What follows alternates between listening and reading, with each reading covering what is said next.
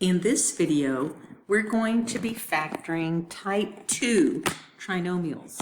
And you'll know it's a type 2 because there is no way to factor out the lead coefficient to get a 1 like we did on the others. They're not that much more difficult, but they are different. And the way that you know, again, is you'll look at your lead term, your squared term, and if there's a number out in front that is not something you can factor out, leave a 1 there, you know it's a type 2. And type 2s are done this way. We're going to start by multiplying the lead coefficient and the constant term together.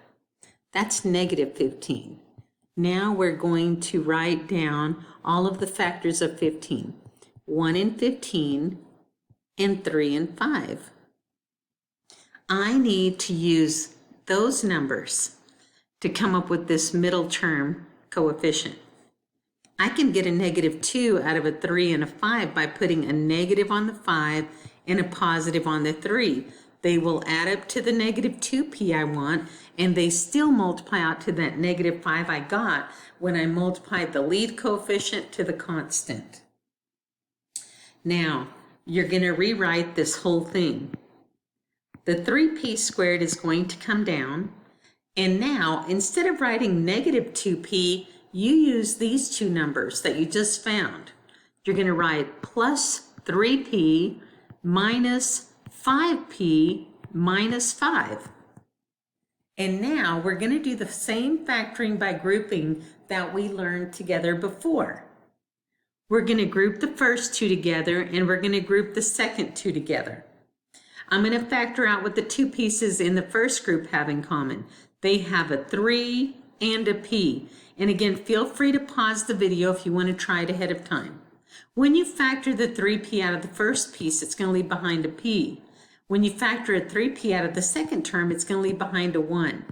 Now don't forget to bring the sign down between the two groups. Now, what do 5p and 5 have in common? A 5. When you factor the negative 5 out of 5p, you get p. And when you factor the negative 5 out of negative 5, you get a plus 1. Remember, these two are supposed to match. So if you don't quite get the signs right, just verify and check by multiplying straight back through again. Negative 5 times p is negative 5p. And negative 5 times 1 is negative 5.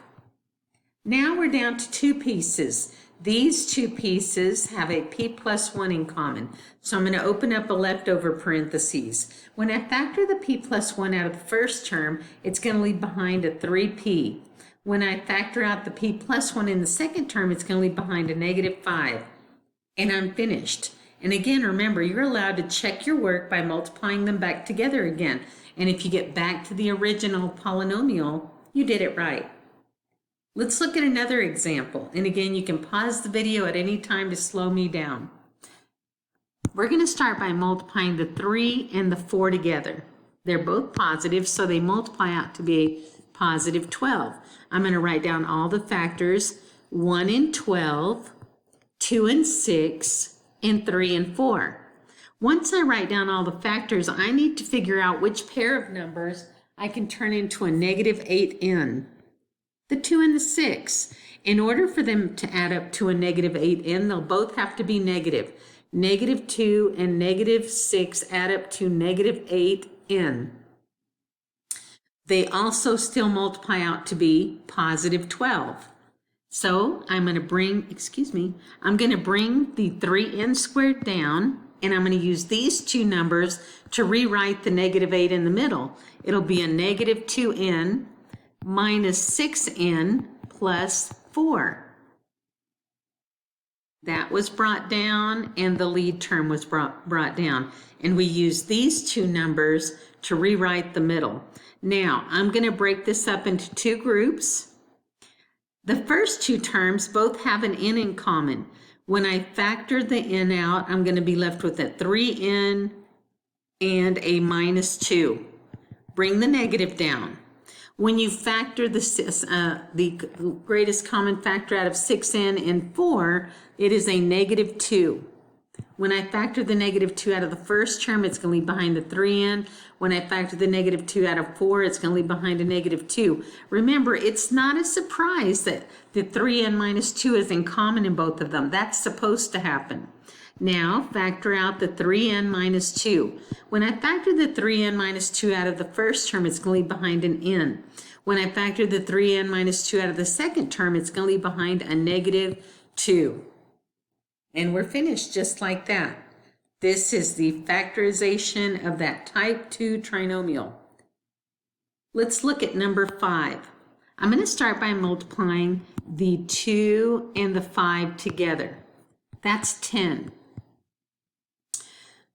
Factors of 10 are 1 and 10 and 2 and 5. After I figure out the factors, remember I look back at the middle term. I want to be able to make a positive 11v out of the 2 of the terms, or 2 of the factors. In order for that to happen, I'm going to use 1 and 10, and they both have to be negative. They add up to 11v. So now I can rewrite it, copy down the first term, 2v squared, plus, and instead of writing it as an 11v, I'm going to use the 1 and 10. So plus 1v plus 10v, and then bring down the plus 5. We're going to break it up into 2 groups. 2v squared and 1v both have a v in common. When I factor the v out of the first 2 terms, it's going to leave behind a 2v plus 1. Now bring down the plus sign between the 2 terms. 10v and 5 both have a 5 in common. When you factor it out, it also leaves behind a 2v plus 1. Now we're down to 2 terms. Those 2 terms have a 2v plus 1 in common. Open up your leftover parentheses. When you factor the 2v plus 1 out of the first term, it leaves a v. When I factor the 2v plus 1 out of the second term, it's going to leave a plus 5. All right, I'll see you in the next video.